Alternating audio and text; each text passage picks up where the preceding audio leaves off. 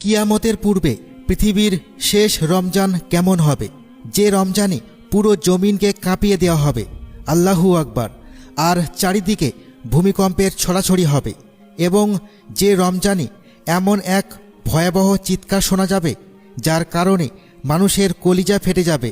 এবং কিয়ামতের আগে আসা শেষ রমজানে এমন কি হবে যে মানুষ অন্ধ ও বধির হয়ে যাবে। প্রিয় বন্ধুরা, আল্লাহ তাআলা তৈরি করা প্রতিটি জিনিস এবং এই মহাবিশ্ব একটি নির্দিষ্ট সময় পর্যন্ত, এই মহাবিশ্বের সৃষ্টির সাথেই আল্লাহ তাআলা এই মহাবিশ্ব ধ্বংস হওয়ার সময়ও নির্ধারণ করে দিয়েছেন। আর এই দুনিয়া ধ্বংস হওয়ার নামই হলো কিয়ামত। বন্ধুরা, আল্লাহ তাআলা এই মহাবিশ্ব সৃষ্টি করা থেকে শুরু করে এই মহাবিশ্ব ধ্বংস হওয়া পর্যন্ত এই মহাবিশ্বে প্রকাশ পাওয়া নিদর্শনগুলোকে 3 ভাগে ভাগ করেছেন। এই 3 ভাগ পূর্ণ হওয়ার পর এই দুনিয়া ধ্বংস হয়ে যাবে। আজকে আমরা জানাবো এই 3টি ভাগ কোনগুলো এবং এই 3 ভাগে কিয়ামতের কোন কোন নিদর্শন প্রকাশ পাবে।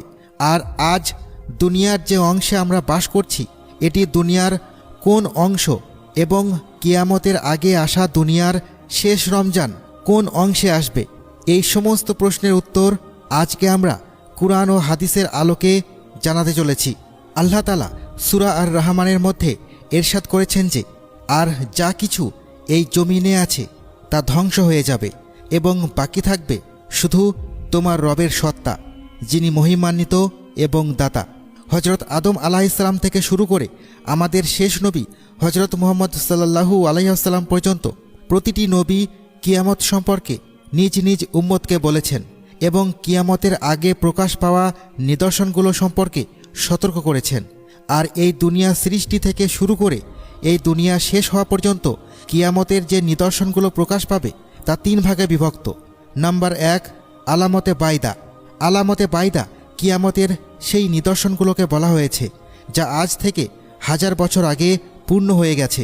যেমন সমস্ত আম্বিয়া কিরামের এই দুনিয়ায় আগমন এবং নিজ নিজ উম্মতকে আল্লাহ তাআলার একাত্মবাদের দিকে ডাকা, আর আমাদের শেষ নবী মুহাম্মদ সাল্লাল্লাহু আলাইহি ওয়াসাল্লামের এই দুনিয়ায় খাতামুন নাবিয়িন হয়ে আগমন এবং চাঁদের 2 খণ্ড হওয়া সবই আলামতে বাইদার অন্তর্ভুক্ত।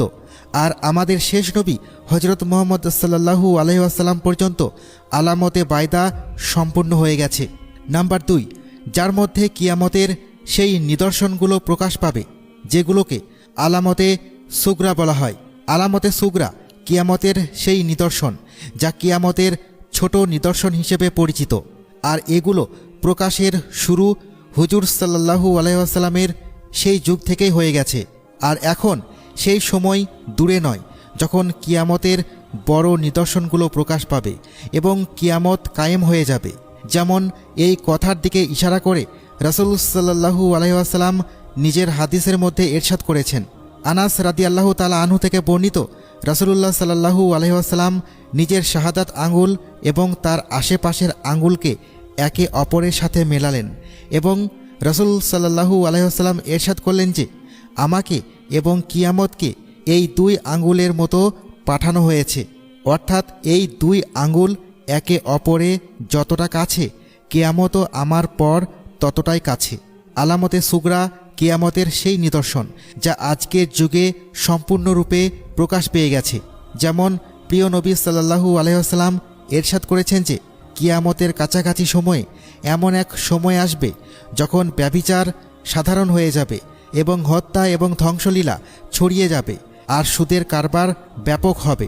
মহিলারা পোশাক পরেও উলঙ্গ থাকবে এবং গায়ক বাদকদের আধিক্য হবে, আর মানুষ নামাজ পড়া ছেড়ে দিবে।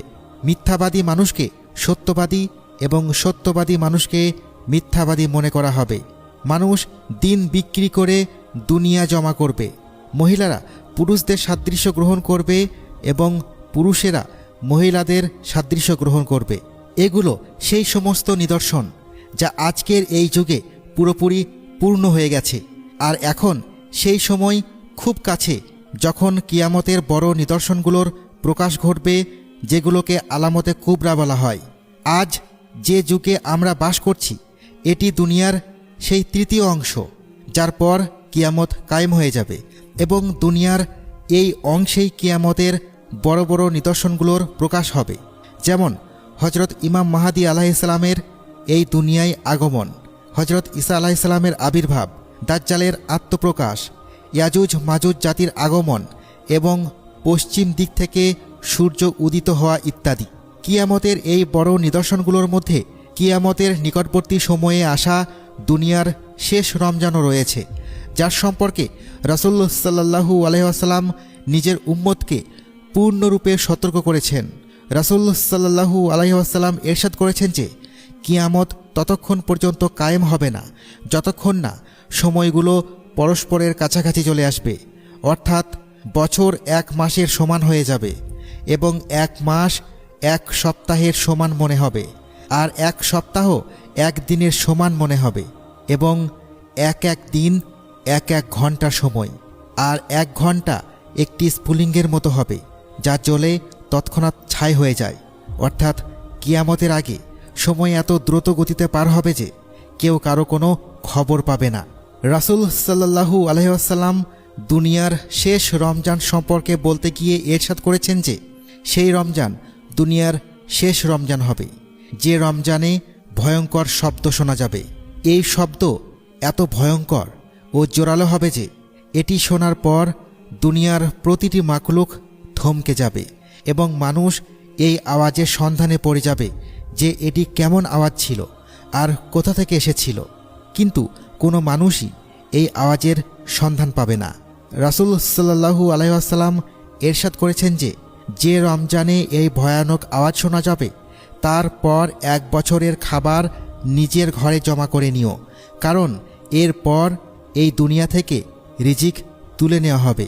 কিয়ামতের আগে শেষ রমজানে সূর্যগ্রহণ লাগবে এবং আকাশে কোনো জিনিস উজ্জ্বল হবে এবং কিয়ামতের আগে আসা শেষ রমজানুল মোবারককে সিরিয়ায় সুফিয়ানীদের পক্ষ থেকে মুসলমানদের গণহত্যা করা হবে।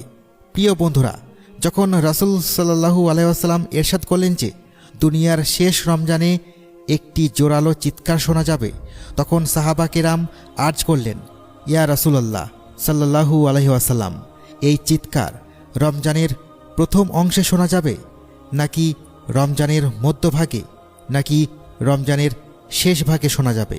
তখন রাসূল সাল্লাল্লাহু আলাইহি ওয়াসাল্লাম ইরশাদ করলেন যে ওই আওয়াজ রমজানের মধ্যভাগে প্রকাশ পাবে। যখন মধ্য রমজানে জুমার রাত হবে তখন সেই রাতে আকাশ থেকে একটি জোরালো চিৎকার শোনা যাবে, যেটির কারণে প্রায় 70,000 লোক অজ্ঞান হয়ে যাবে এবং সেই জোরালো চিৎকার শোনার পর 70,000 লোক অন্ধ হয়ে যাবে এবং কিছু বর্ণনা অনুযায়ী 70,000 লোক পথ হারিয়ে ফেলবে এবং সেই ভয়াবহ চিৎকারের কারণে 70,000 কুমারীর মেয়ের সতীত্ব নষ্ট হয়ে যাবে। নবীজির মুখে এই বাণী শোনার পর সাহাবায়ে কেরাম আর্জ করলেন, ইয়া রাসূলুল্লাহ সাল্লাল্লাহু আলাইহি ওয়াসাল্লাম, আপনার উম্মতের মধ্যে এই আওয়াজ থেকে কে নিরাপদ থাকবে?